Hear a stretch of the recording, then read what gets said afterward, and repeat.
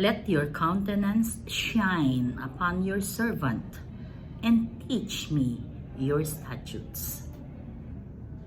Hallelujah. Blessed Thursday, everyone. We praise and thank you, dear God, for another day of life.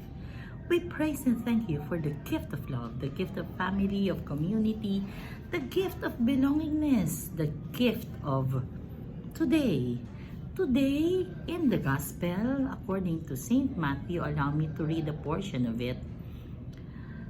Peter approached Jesus and asked, "Lord, if my brother sins against me, how often must I forgive him?"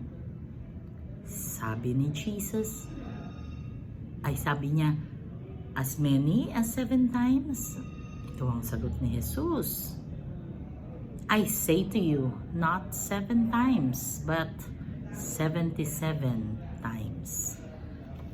Parang ang ibig sabihin nito ay limitless forgiveness. Sabi ni Father kanina doon sa misa niya, shinare niya na yung mga namatay daw kahapon, they had the best plan for today. At yung mga namatay ngayon, ang ganda ng plano nila for tomorrow. Kaya nga naman tayo, huwag natin sayangin ang oras. Hanggat nandito pa tayo, huwag tayong maging maramot sa pagpapatawad. Dahil baka wala ng time. Baka hindi naman kasi guarantee yung tomorrow di ba? Pagka sinabi natin saka na lang, saka ko na lang siya patatawarin. Pero sa totoo lang, kapag hindi ka nagpapatawad, nag-harbor ka ng negative feelings, yung mga negative emotions, alam nyo kung anong ibig sabihin nun? Nakakasakit ka.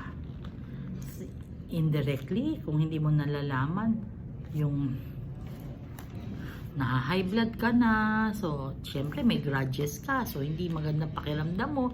Instead na ang ganda sana ng araw mo, pero dahil nakita mo yung kinaiinisan mo, nasira na naman ang araw mo. So ano bang sinasabi dito? Huwag kang magtanim ng hindi maganda. Palayain mo na, hayaan na. Kung siya may problema, ay hayaan mo siya problema, siya magkakasakit. Bakit ikaw? Kaya magpatawad ka, kapatid. So kung nasaktan ka niya, pagpasa Diyos mo na yun. Hindi mo na manhawak yung buhay.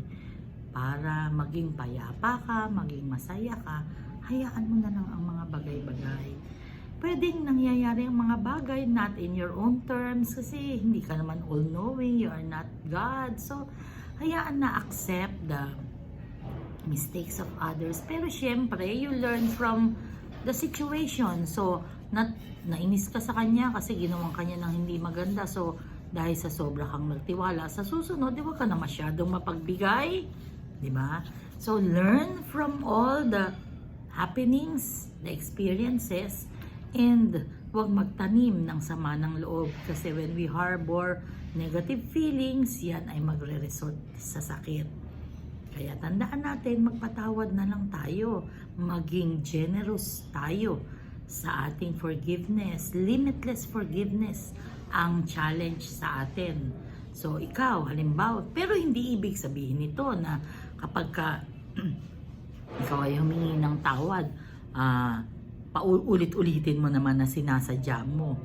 Hindi yon. Ang ibig sabihin, yung mga nakasakit sa'yo, patawarin mo.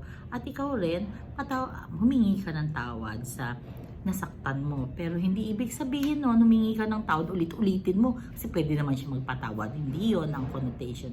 Ang connotation is, magpatawad ka, limitless, para hindi ka magkasakit. Dahil ang negative energy, dapat alisin sa system. Let us pray.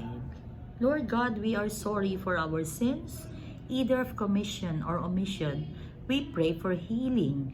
Healing of those who are sick, those who are requesting for prayers, those who are praying with us right here, right now. Panginoon, pagalingin niyo po si Tita Joy. Siya po ay may dinaramdam.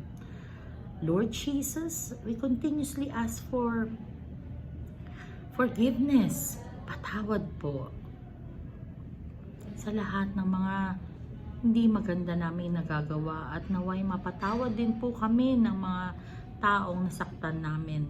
Lord God, please allow our hearts to be forgiving as well. Be with us always and in all ways, and we lift up to you the Marriage Encounter Weekend Seminar of the Holy Family Binondo Prayer Group. Ikaw na po ang bahala sa lahat. All this we pray in Jesus' mighty name through the intercession of our Blessed Mama Mary. Amen. Blessed Thursday once again. God bless us all.